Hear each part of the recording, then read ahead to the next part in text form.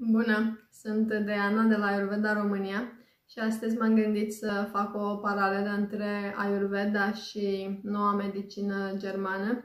Am participat ieri la webinarul Crinei, Crina Vereș. Dacă locuiești în România, probabil știi, cred că toată lumea din România a auzit de Crina și merită să fie auzit pentru că ea chiar are multe lucruri importante de spus despre sănătate. Dacă locuiești în afara țării, merită să cauți materialele Crinei pentru că sunt valoroase. Ieri a vorbit despre sănătatea ochilor și a avut grația să-mi ceară părerea despre acest subiect din perspectivă ayurvedică. Am menționat pe scurt câteva lucruri pentru că totuși oamenii aceia erau acolo să o asculte pe Crina și respect asta.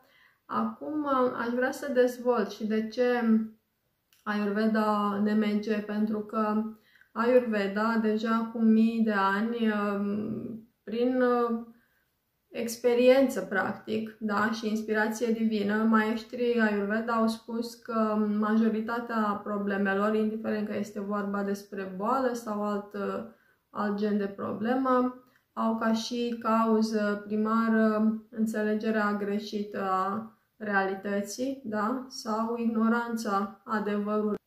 Bineînțeles, veți spune că da, la unele boli se datorează accidentelor sau mai știu, unui tratament medical greșit. Este adevărat, și în Ayurveda se vorbește despre boli datorate mediului înconjurător sau boli prin otrăvire. Otrăvire poate fi aceea cauzată de faptul că ai mâncat o ciupercă, da, otrăvitoare, sau ai înghițit un medicament nepotrivit sau în exces.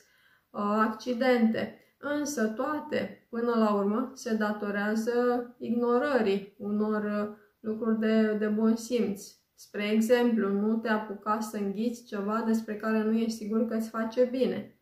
Sau, în cazul unui accident, este important să cunoaștem pe un șantier regulile de funcționare, da, într-un astfel de mediu.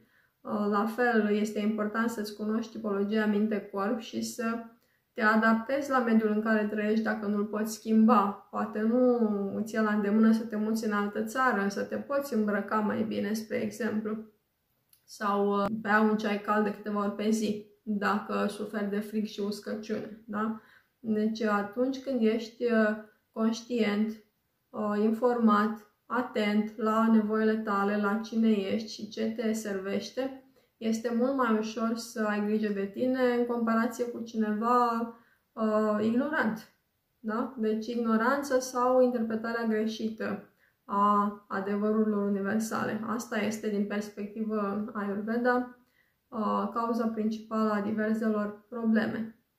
Și foarte recent, doctorul Hammer, fie să aibă parte de lumină acolo unde e, a avut înțelepciunea și spiritul de observație, din nou pe observație până la urmă s-au bazat descoperirile lui extraordinare și le-a și întărit prin cercetare științifică, ceea ce este extraordinar pentru că nimeni nu mai poate spune că e o părere. El chiar a tratat mii de pacienți și a documentat cazurile acelea și a dovedit că abordarea lui este una care chiar funcționează.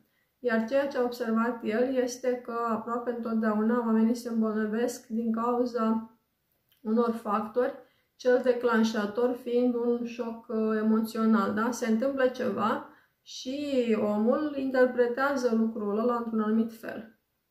Dacă ne gândim la o catastrofă naturală sau la șomaj, la orice, într-un grup, oameni diferiți vor interpreta lucrurile în moduri diferite și doar unii se îmbolnăvesc exact din cauza acelei interpretări la care se adaugă factori de mediu. Are sau nu are cu cine să vorbească, experiența lui personală l-a învățat că există soluții pentru orice sau nu, deci sunt și alți factori. Însă cumva eu văd o paralelă între abordarea ayurvedică și cea a medicinei germane în sensul ăsta că până la urmă, de filmul nostru depinde realitatea noastră și calitatea vieții noastre. Și stă în puterea noastră să-l regizăm într-un mod care să ne servească. Am spus ieri la evenimentul Crinei că de cele mai multe ori problemele legate de referitoare la sănătatea ochilor sunt cumva declanșate de un dezechilibru pita. De ce? Pentru că pita luminează, da? Are, nu știu, interpretează ceva într-un anumit fel și freacă ideea în cap până îi provoacă probleme. Spre exemplu, de asemenea, vederea este legată de elementul foc, da? Foc ca și simbol al luminii, lumina naturală, pentru că ochii au nevoie de lumină ca să perceapă imaginile, da? Pentru întuneric complet, nimeni nu vede nimic. Deci lumina naturală și lumina inteligenței, da? Lumina cognitivă, dacă vrei. Pentru că un om cu o capacitate, da, cu o lumină interioară ridicată, intensă, va vedea lucrurile corect, le va interpreta într-un mod care să fie de folos. Alții poate nu. Deci vederea este legată de elementul foc. Și atunci când ai probleme cu ochii, este o idee bună să faci un demers în sensul ăsta, să vezi cum stai cu elementul foc și cu pita dosha. În ceea ce privește exercițiile, sunt numeroase opțiuni în Ayurveda. Dacă poate cel mai cunoscut este Tratak, da? Un exercițiu de meditație activă în care pur și simplu alegi un obiect și recomandat este să alegi o lumânare, da? Aprinzi o lumânare, o plasezi cam la 1 metru în fața ta, la nivelul ochilor și privești acea lumânare cu ochii deschiși fără să clipești cât poți fără să clipești. În momentul în care începi să lăcrimezi ochii și simți nevoia să clipești, închizi ochii și păstrezi acolo în ochiul minții imaginea flăcării lumânării. După care din nou deschizi ochii, din nou privești lumânarea pe o perioadă lungă de cât îți este ție la îndemână. Sunt maestri Ayurveda și maestri yoga care pot privi o lumânare fără să clipească, spre exemplu 40 de minute. Acolo au ajuns, bineînțeles, exersând. Despre acest exercițiu se spune că ajută atât musculatura oculară, de asemenea purifică ochii și are și alte beneficii. Spre exemplu, cei care au insomnie pot practica acest exercițiu. Potențiază clar vederea, are multe beneficii, însă pentru că acum vorbim despre sănătatea ochilor, menționez că este recomandat în acest sens. Deci Tratak se numește, se scrie Trataka cu K. Dacă vrei mai multe informații, sigur găsești. Alte exerciții. Simpla palmare, deci îți încălzești mâinile, plasezi mâinile noastre magice pe ochi și lași ochii să se odihnească, da? Și să absoarbă energia vindecătoare din palme. Bineînțeles, e de mare folos să și lansezi o intenție când îți frești mâinile să accesezi energie vindecătoare și după aceea să plasezi mâinile pe ochi. Însă și fără asta funcționează. Simplul fapt că în timpul zilei îți odihnești ochii de câteva ori îți este de mare folos.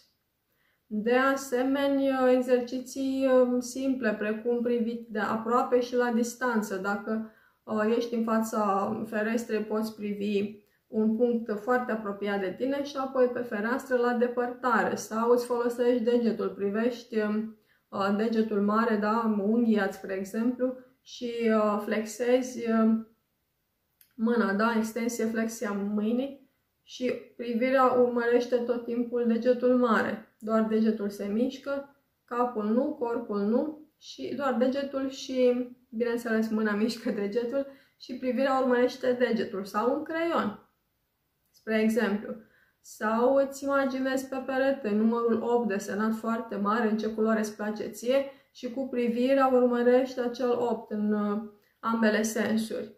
Există foarte multe exerciții, eu le predau la anumite grupuri care au genul ăsta de nevoie și chiar funcționează. Deci oamenii sunt de fiecare dată uimiți cât de bine funcționează, dacă practici, bineînțeles.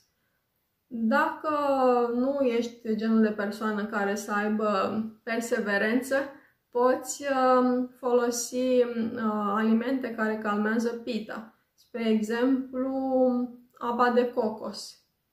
O bei, dacă este organică și ai încredere că e ok, poți să speli și ochii cu apă de cocos. Ghee este un produs care calmează pita. Poți să-ți faci un amestec, spre exemplu, cu migdale, da? Le lași să absoarbă apă și după aceea le cureți, că se ia coaja foarte ușor după ce au stat, spre exemplu, o noapte în apă. 4-5 migdale, 2, 3, 4 boabe de piper, le mixezi cu puțină miere și înghiți amestecul ăla. Există foarte multe rețete și variante de autotratament. Este, bineînțeles, important să ții cont de starea ta de sănătate, nu orice se potrivește oricui, însă exercițiile, în principiu, efectuate cu blândețe, ar trebui să fie ok cam pentru oricine. Nu vine nimeni în minte care nu ar putea să privească lumina unei lumânări, spre exemplu. Atunci când vorbim despre lucruri pe care le înghițim, bineînțeles este important să ții cont de starea ta de sănătate și să ceri părerea specialistului care te îngrijește. Pentru mai multe informații te aștept la cursul de Ayurveda. Ciao!